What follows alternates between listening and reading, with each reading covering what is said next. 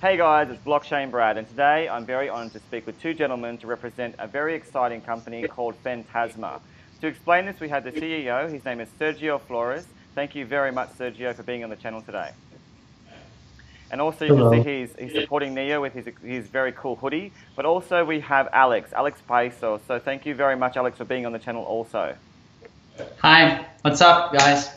So Alex has an important role here as the marketing manager who represents Phantasma. So together they are going to explain, explore, and unpack all the fundamentals and really dig deep into understand this technology and what it's fundamentally the service it provides. But firstly, gentlemen, let's explore your background. Sergio, obviously you are the CEO. You have a key role to play in leading this out. Can you tell us a bit about your experience and why you would argue you are well situated to be the leader of this team? All right. So I've been working as a programmer for almost 2 decades. My main background was in video games. I was doing game engines for lots of different companies, and later I moved into crypto space. And I joined the City of Zion almost 1 year ago. So I've been working doing things like the new debugger. I was the creator of that. And after it, I gained a lot of experience in both crypto and also money connections around it. Right. I meet lots of guys, yeah. So in the end, Phantasma was one of the winners of the competition that City of Zion did. Yes. And that's how everything started. I see. And obviously being a recipient of one of those key City of Zion awards put you in good stead for where you are now, and we'll explore that later. But I also want to talk about your educational academic background. No doubt you have that engineering prowess, that knowledge for blockchain and engineering that, again, situates you well to lead this out. Is that fair to say? Yeah. I Okay. did study computer science. I did study 3 years of computer science. In the end, I dropped it out because I followed my own projects, and also I got contracted by a company. Sure. But that was it. But it shows that you have the ability.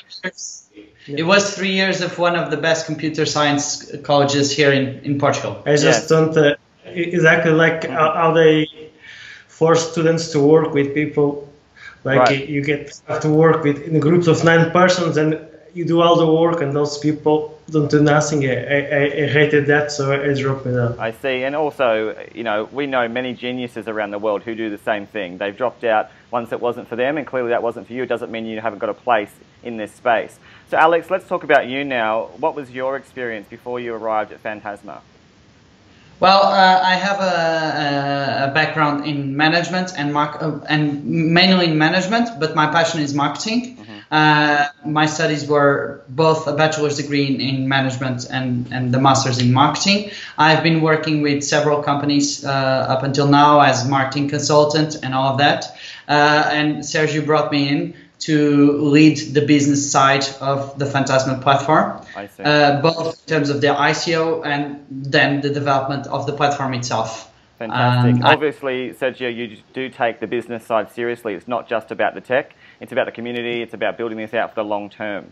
Let's explore this now in terms of what you are. What is Phantasma in a nutshell? So, Sergio, I'll start with you, if that's okay with the tech side. If you could just tell us in a very robust and very simplistic sense, how would you describe to someone who doesn't know what Phantasma is?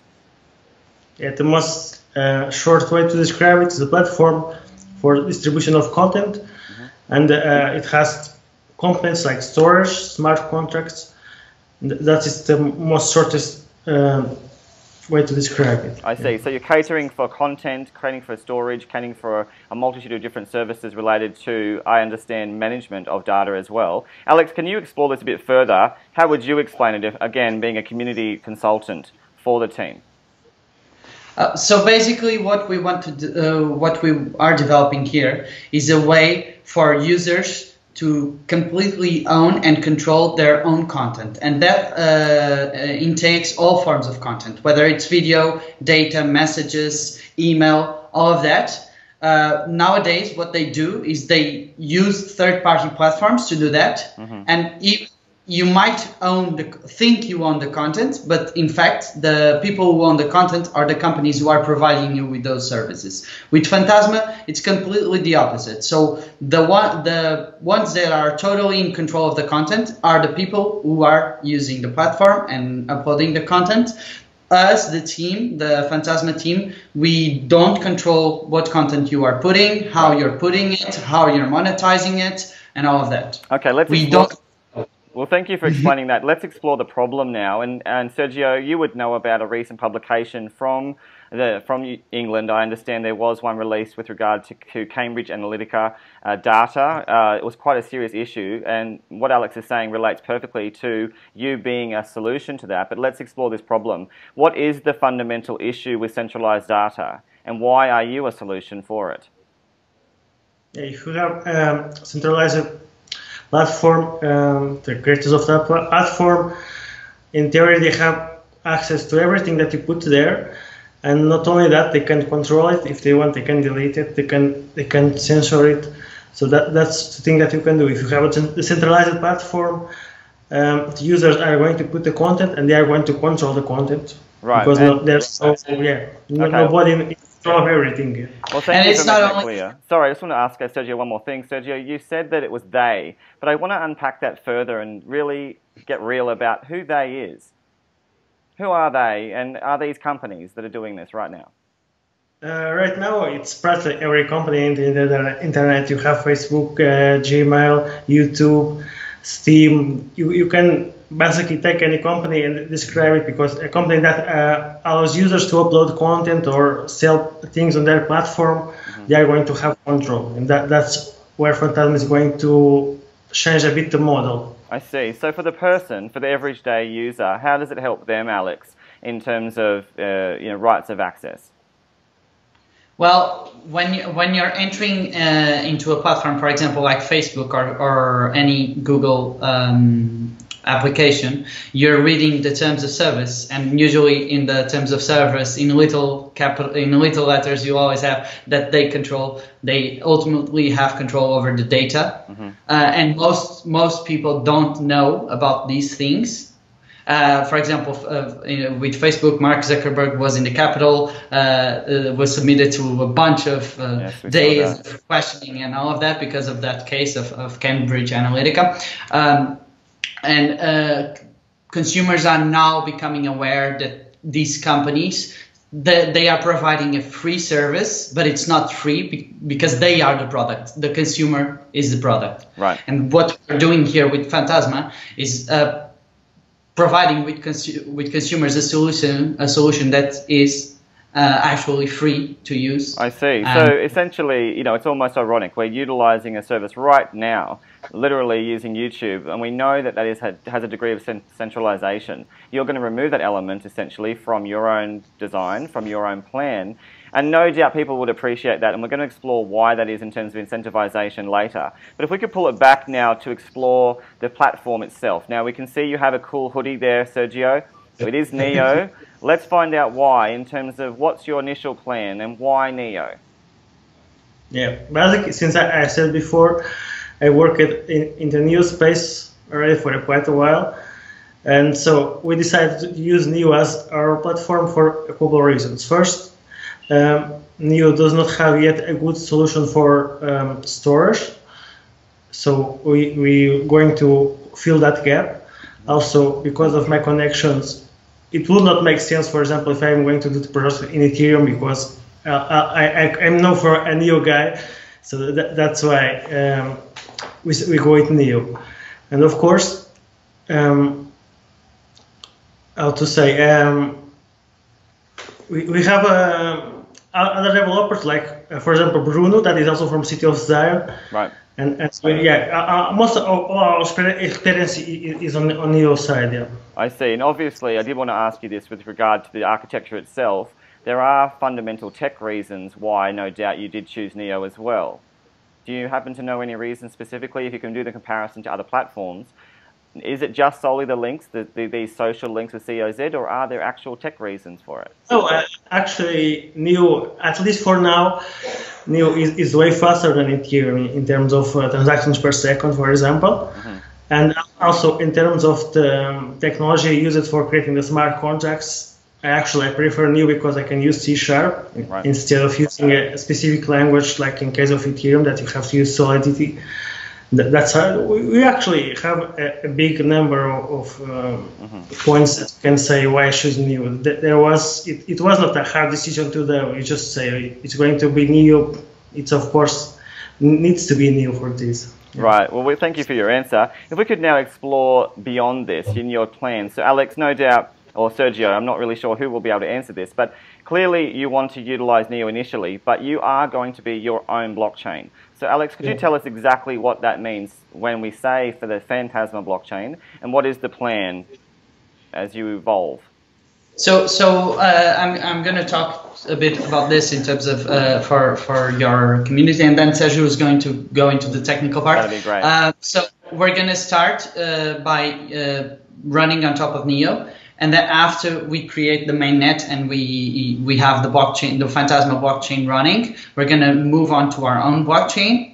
And then we're going to have interoperability with the NeoX protocol, which doesn't exist yet, but it's in their roadmap to be developed and exist.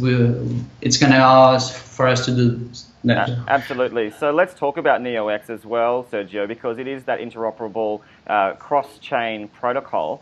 So when is it likely to roll out, and how long do you plan on being on Neo before that happens? So about NeoX, it's currently in the new roadmap. Ontology is also a project that's going to use NeoX. We will say that in terms of Phantasma, our plan is at least have our home blockchain working until beginning of next year. And the reason that we're going to go with the blockchain is if Phantasma starts growing as a project, you're going to have some scalability issues if you continue in Neo, and not only that, but some features that we want to have, like for example, one feature that we're currently exploring is a smart contract with private data. For example, into work done from other projects like Enigma that are also did lots of works exploring that issue. So some kinds of features that we need can't be done in Neo right now without. It could be done if the new developers did a big redesign of some systems, but for that it's really better if we do our own blockchain. I see. Well, it must be exciting to know that you will be building your own design. Will you still have a relationship with Neo in some sort of sense once you become your own blockchain? Will there still be some sort of interaction between the two? Yeah, that's where NeoX is going to be, because we want to keep NeoX there. So, for example, an app made for Neo can continue to use Phantasma even after you move to a different blockchain, to our own blockchain. I see. So, in that sense, could the dApps on both blockchains benefit from Phantasma? It's like our roadmap has a couple phases. So dApps created for Neo that use Phantasma are going to be a bit more limited in terms of features compared to ones that are full Phantasma. I see. That's my difference. But it sounds exciting that there will be some degree of utility for dApps appending to the Neo ecosystem. So that's going to be a considerable advantage for you. If we could now talk about incentivization with respect to what really encourages people to use Phantasma. Okay, I can start talking about that. Then Alex can say a bit too. Sure. So we have some existing projects about storage, like Coin storage, but we decided to change the model a bit how users are incentivized for storage, because in a blockchain, if you want to store a large amount of files, you can put everything in every node. So what you do is, like most projects in the blockchain, we store the hash for the content, and the content itself gets distributed in the network. So in our case, our model is every user that is running a dApp, so an end user is going to be part of the network too, like a light node, right? And their device is going to share a bit of the device space, like just a couple megabytes in case of phones, but still. As they are part of the network and participating, they are going to receive tokens. Basically, the model goes like this.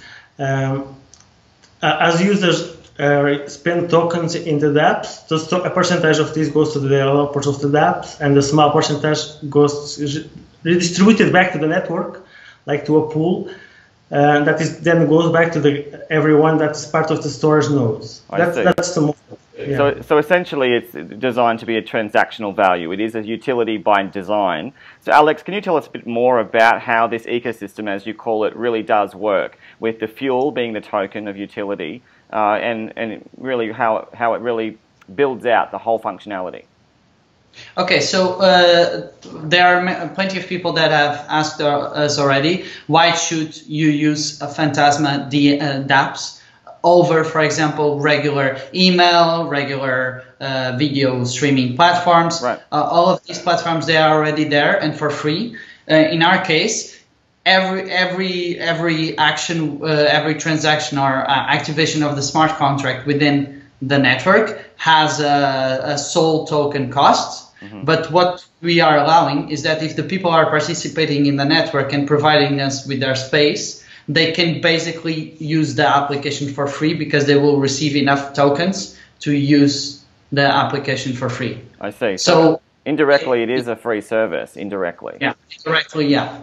I see. Well, so it's in the background. It's normal users won't notice that the tokens are being used. So it's not like you send an email and you're paying to send the email. Right. It's in the background. So what would you say to someone who asks the question essentially of why do you need a token? What is the fundamental need for it in this ecosystem?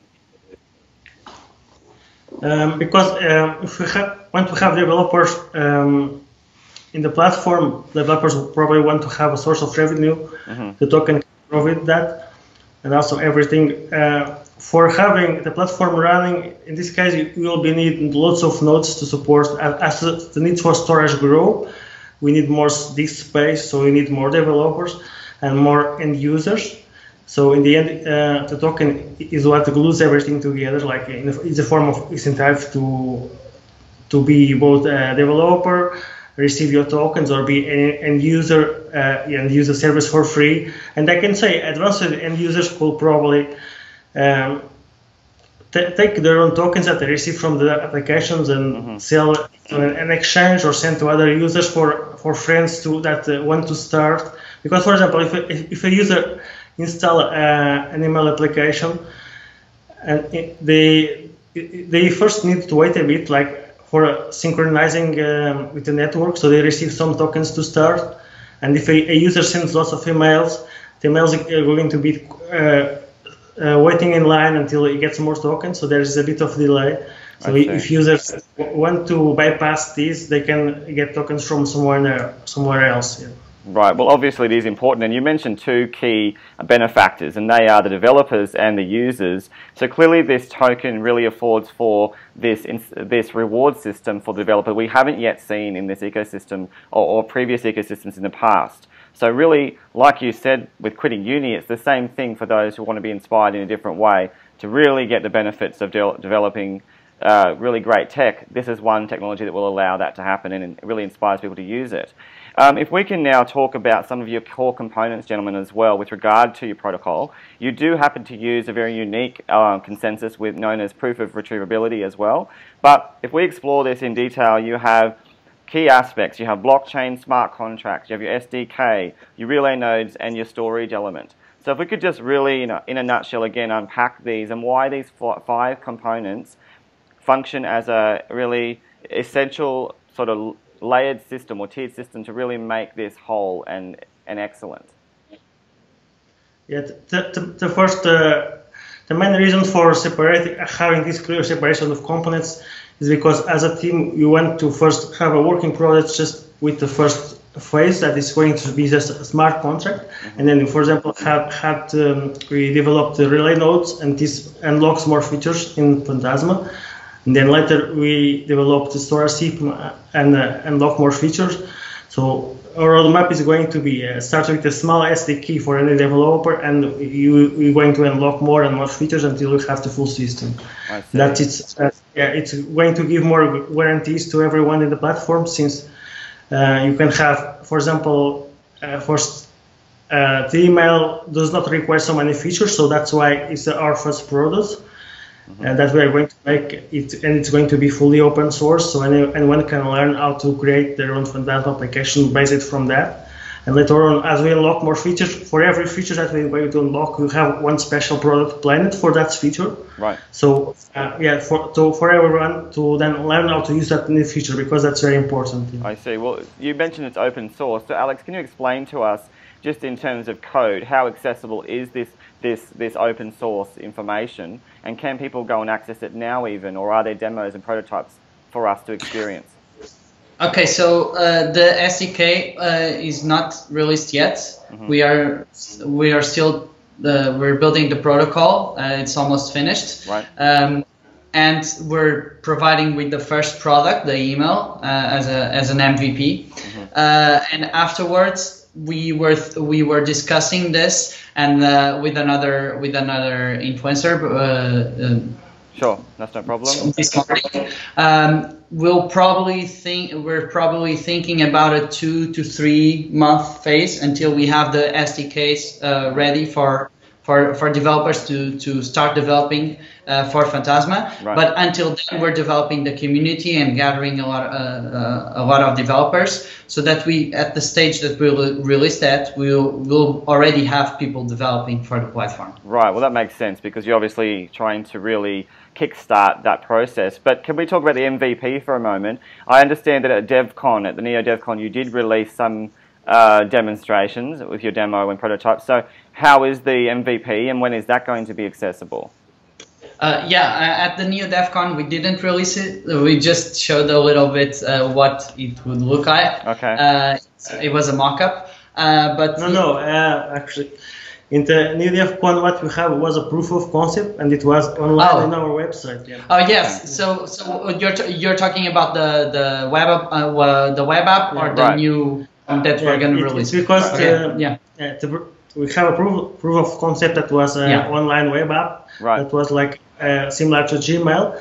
So and now our MVP is going to be a mobile app. Yeah, exactly. So that's the difference. We already had the web application, and it was with Sergio that won one of the City of Zion contests.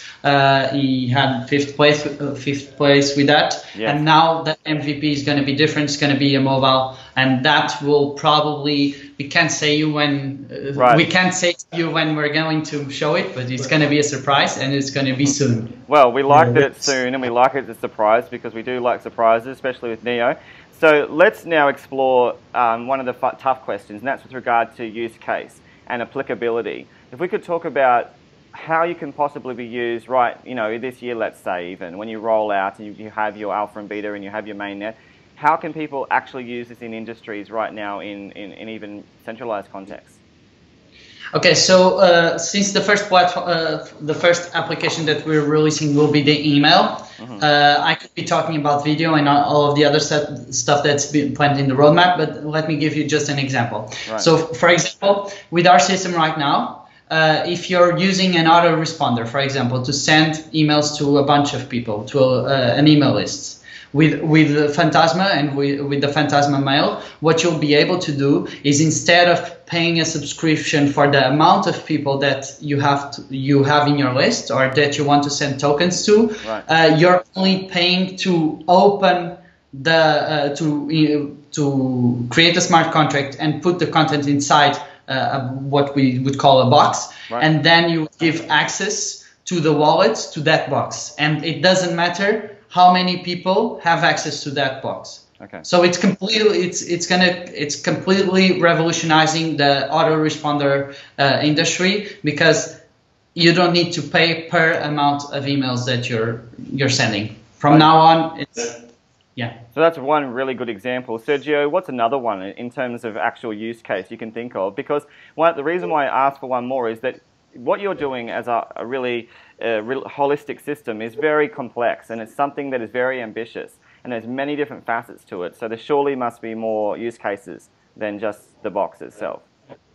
I've seen many persons describe our project as a mix of 5 or 6 different projects. Yes.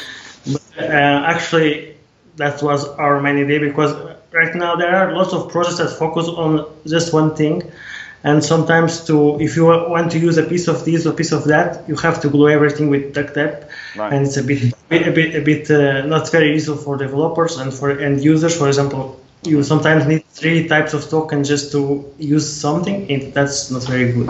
So we're talking about other use cases.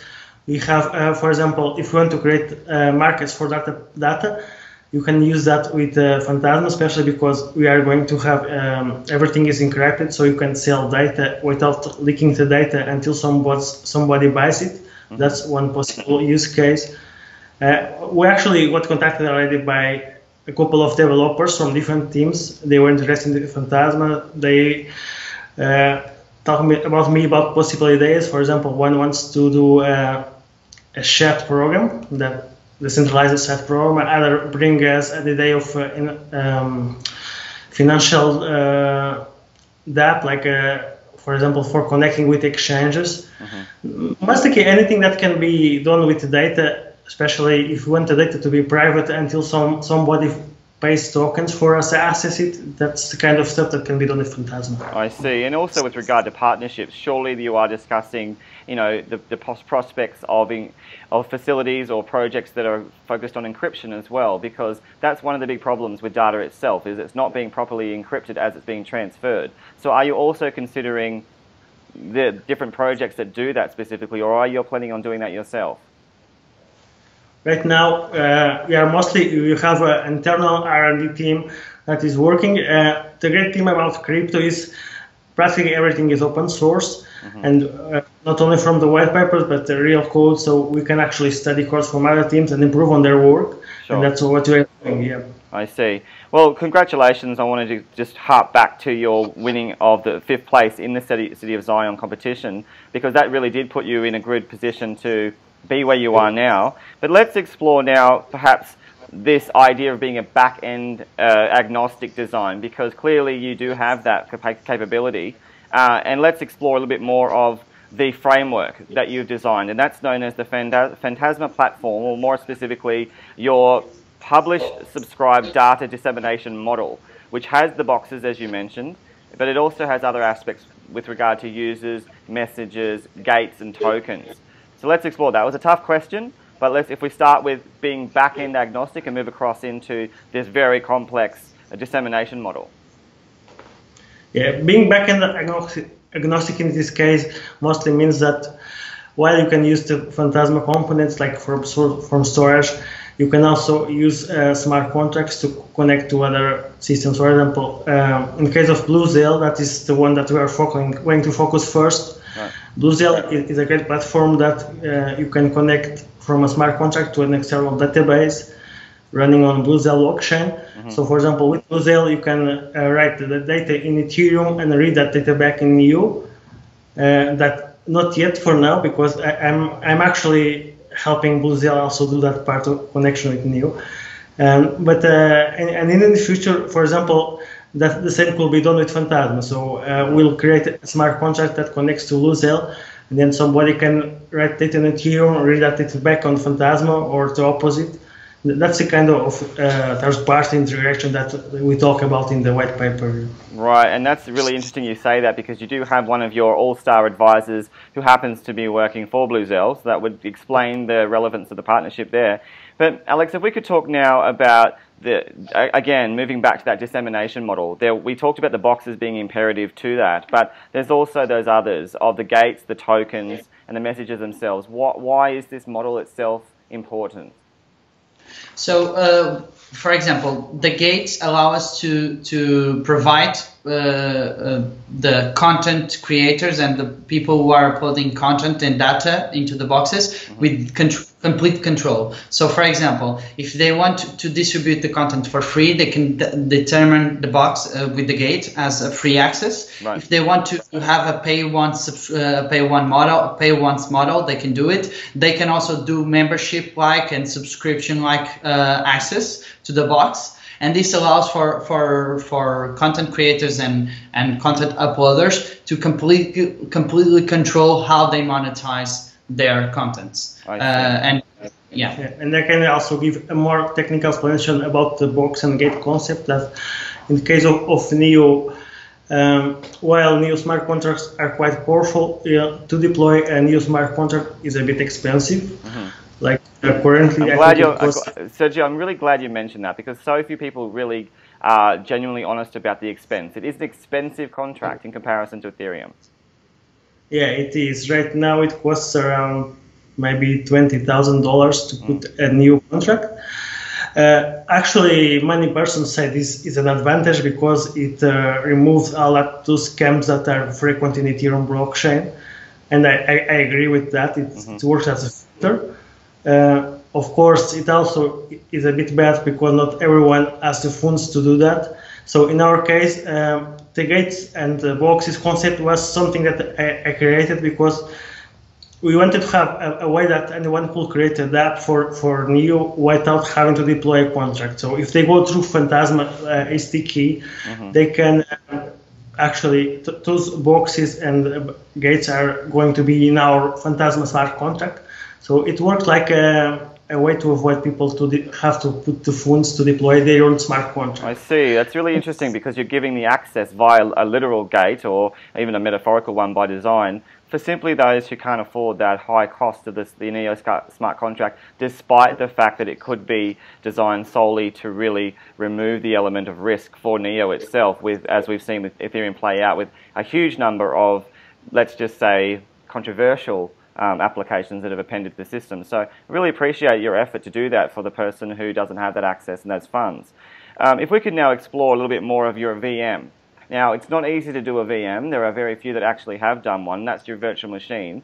So talk us through the Phantasma VM in the context particularly of Neo, because Neo has its own as well. And why is it important to have your own?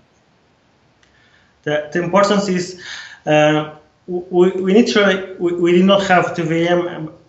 Wanted to the VM is necessary just for one reason, for the boxes and gate systems. Like it works like almost like a mini smart contract that it's running inside the Phantasma smart contract. Right. So it's a way for people to program their own contracts. I can call it subcontracts without deploying a new one. So for have that kind of feature, it's necessary to.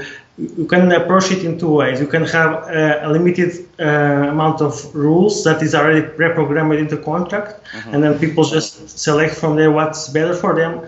And that was our initial approach. But later we decided, well, can we really think of all rules that persons are going to need? Maybe not. So maybe it's better to go with a fully programmable way. And that's where the Phantasma VM started. I see. So, yeah, and later on, what we want to do is, when you have our own blockchain fully working, we're going to move those concepts. For example, gates are going to be fully smart contracts running on our blockchain.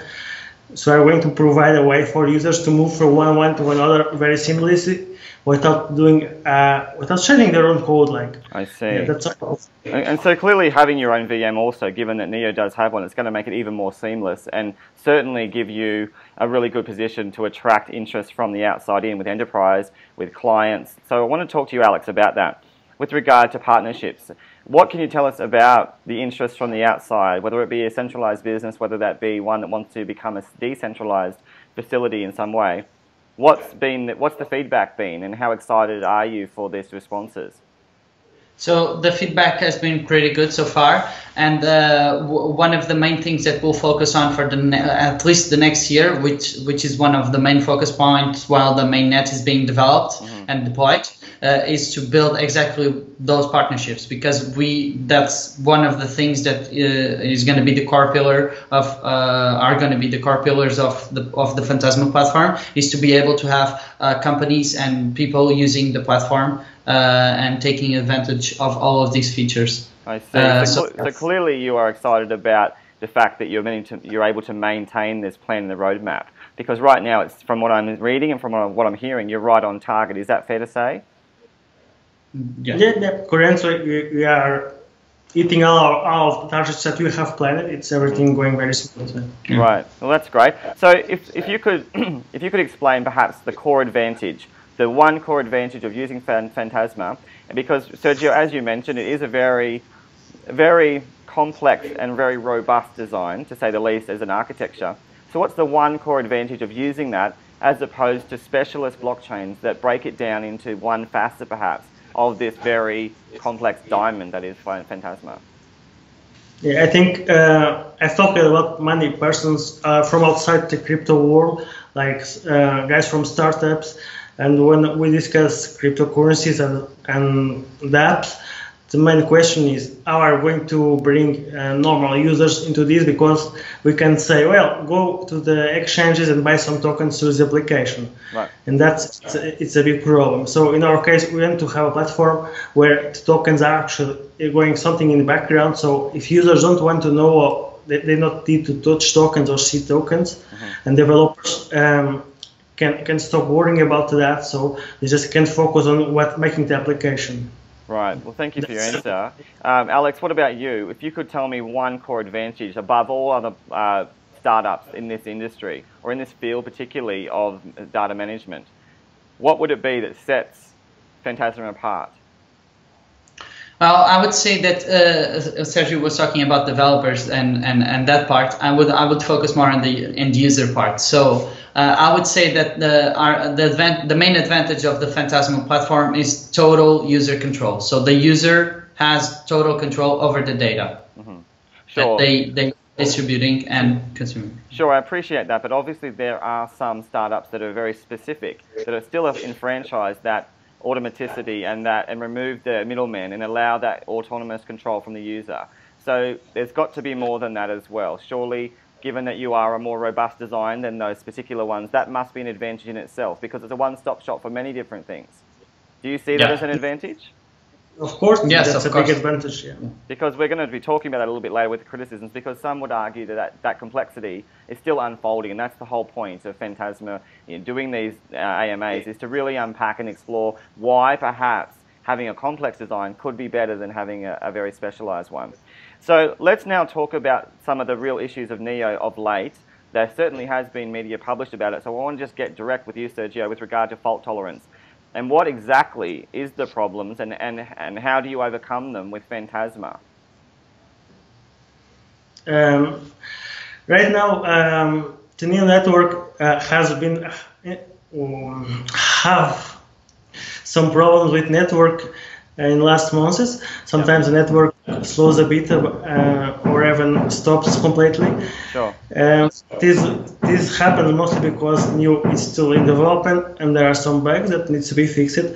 So I'll talk the NEO white paper did promise a large amount of TPS, transactions per second. Right now, NEO is not as fast as promised, but they are working on it. But in the end. But in terms of Phantasma, sorry to interrupt, but there are strategies or there are mechanisms in place that really compensate for that. So just in terms of Phantasma, how are you going to address the fault tolerance aspect, the problems that you've foreseen and you've seen in the past, given your own technology, in terms of things like your systems failure? You have mechanisms designed to prevent that from being a problem. Yeah, in terms of the storage, we're going to have everything distributed with algorithms-based error coding that guarantee that even if the nodes go offline, at least most of the data can be restored. In terms of consensus mechanism for our own blockchain, we are not going to follow the NEO steps. So we are not going to go with delegated Byzantine fault tolerance system. Instead, we are currently our working blockchain that we have internally is currently based on proof of work, but this is probably temporary. We are still testing different consensus methods to see the one that gives us good transaction speeds and also good consistency. So, yeah. I see. That's quite innovative. We actually. Sorry, go ahead. Yeah. So in our white paper, actually, the only section about that is the proof of retrievability. Sorry, I can't say the word in English. But yeah, in the end, that's the part that is completely more study from our part. The other part, we need to seriously test different consensus methods before we're going to reveal what's the Phantasma blockchain. Well, thank you. Just to recap, obviously, for the language barrier, and I really appreciate that, you do have an up-and-coming proof of retrievability algorithm, but for the most part right now it is proof of work, and you are very distinct in terms of your plan to move away from that BBFT, or the Byzantine fault tolerance mechanism that NEO has, and in that you're going to really have your mainstay and explore what you really can do with your own design. If we can now, Alex, explore the SDK in itself. For those who don't know what the SDK is, that refers to your software development kit. Why is that so important to the design, and what's the plan in terms of rollout? Okay, so since we're developing an open software, open source software, the most important part, I think, along with the partnerships with companies and getting companies to use the applications, I think the most important part is to develop a community of strong developers and developers who have ideas that we might not have even thought about yet. Right. So we are developing core applications for the main points that we have in our roadmap for the features, and then we're developing a core application that can show and teach developers how to develop an application like that. But we want to foster and develop the community, because we think that the imagination of people goes way further than just the imagination of a whole community goes way further than just a team of 10, 20, 30 people. I see. So you're really extending it beyond just content into creative content with the SDK, and you're allowing people from all around the world to be open source access this. So that's very exciting for, I guess, innovations for the future, and not just for ourselves, but for generations beyond. Now, in terms of your team, we have both of you gentlemen here, and you have your core skills, but you also have other key members of your team that really bring other skill sets to the table. So could we just talk generally about your team and why you're excited to have it, and what kind of general experience does it really set as a platform for Phantasma? Yeah. When I created the team, I tried to find the guys that I have lots of trust on everyone on the team, and plus I've worked with them before for many years, so everyone in the team, I know that they can do their own parts. Mm-hmm. And also I have the other co-founder that is not here, it's Miguel, is actually a very also experienced software developer. Mm-hmm. He worked with compilers and big data. He is going to complete myself in the parts that I'm more weak. Right. So in terms of development, we have a quite very strong team. We have also another guy from a city of Zion. It's Bruno Freitas. He also works there, and plus other developers. And then we have also legal guys, business guys like Alex. We are going now to bring more people to the team soon. And also we have a quite good advisor team right now with Niraj from Bluezel, Gordon Hall from Stores. I think in terms of team, I was able to get very good minds into the project. Right, and Alex, obviously, as someone who's leading the overall development of the team, you envision moving beyond this into a much larger team itself, and that's going to probably follow post ICO. Is that the plan? Yes. Yes, that's exactly the plan. Since we're doing an ICO in such a small time frame, we chose rather to focus on doing the ICO well, so that we can focus after the ICO on the main parts that we've talked about so far. So developing the partnerships, getting companies and developers in the community, and also scaling the team to allow us to develop the best platform possible. Right. Well, obviously we wish you well as you do so. If we could now talk about, once again, some of those key real-world aspects, because we alluded to them before, but specifically you are thinking about things like video streaming, oracles, decentralized email, and also digital commerce. Now, once again, there are core startups doing some of these things, but once again, we're bringing those together in one platform. So, again, can you comment on that kind of structure, that approach, and why you're excited about doing so? Yeah, every single of those products that we listed was actually planned. We have Phantasma and we have those features and these different components. So for every component we are going to have a specific product that takes advantage of that component. So that's why those were chosen. And when we say that we're going to have video streaming, it's not like we are doing a platform specific for video streaming, because Phantasma allows that in terms of features. And so I want to showcase that. Actually, that was one of the latest. I think it's the last one in the roadmap, because that's the one that's going to need all performance from Phantasma network to deliver video in time. So that was chosen as the last. Right. So I start with email. That is one that can be doing exactly just on Neo for now. And then later we have oracles that already need some kind of the Phantasma relay nodes that we're going to use to distribute data from outside the network and inside the network. And also the next one is the storage. That is for one, and for that we choose the commerce, digital commerce. For example, where you can sell files, and when I say files, can be, for example, a video game. That's the third part, and the last one is the video stream. So every part of this has a very strong point and is very tied to one specific component of Phantasma. So we have 4 components, 4 products. I see. So you're very clear in your design, and essentially all the different components are all well thought out.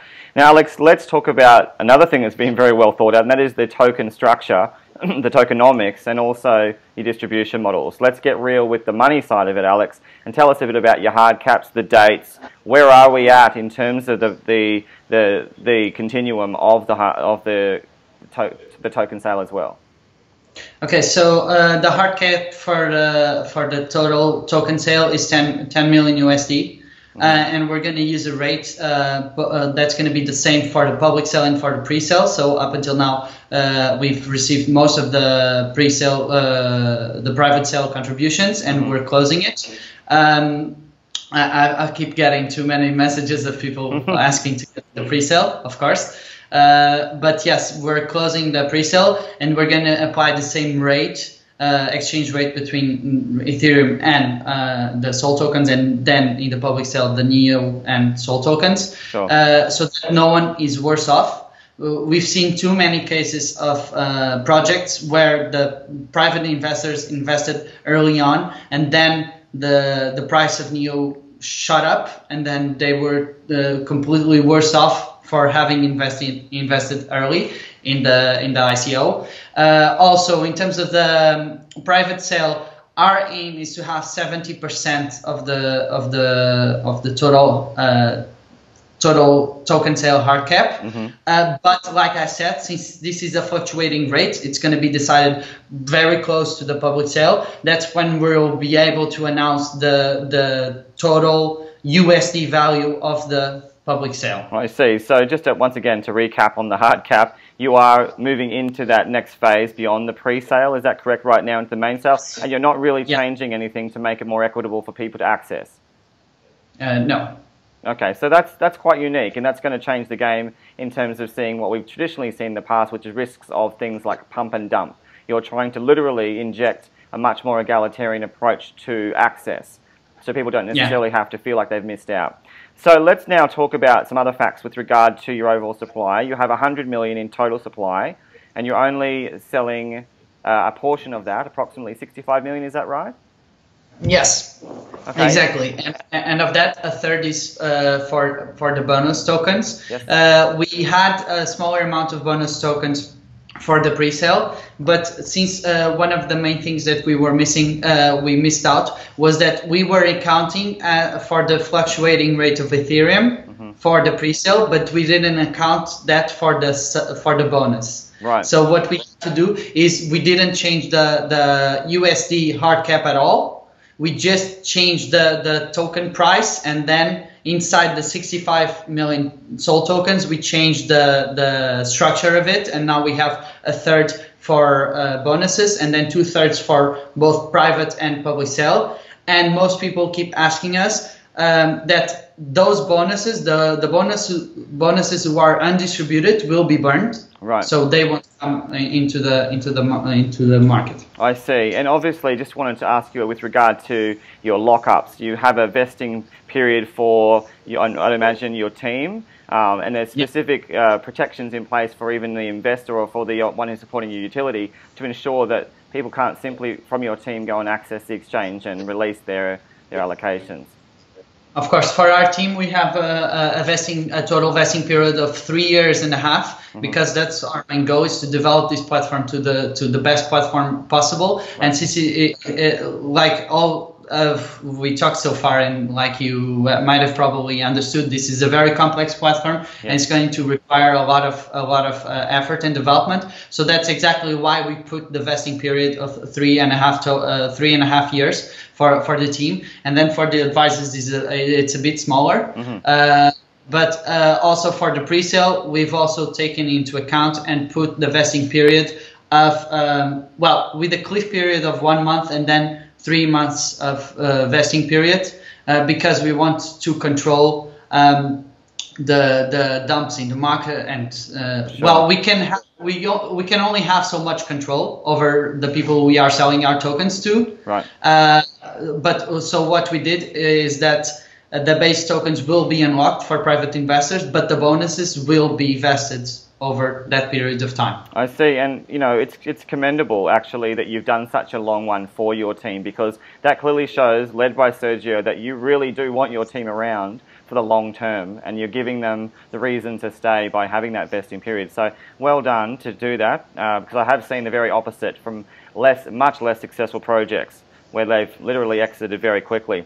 Now, if we could talk about something more challenging for both of you, and that is criticisms of your overall design. And this doesn't come from me, but this is more community-based. One of them is ambition. Now, I wanted to ask you this specifically. Have you possibly bitten off more than you can chew in any way by having so much on your plate? Right now, that was very discussed between our team before we go public. And every feature that we actually are promising, we have at least one proof of concept or even a working demo.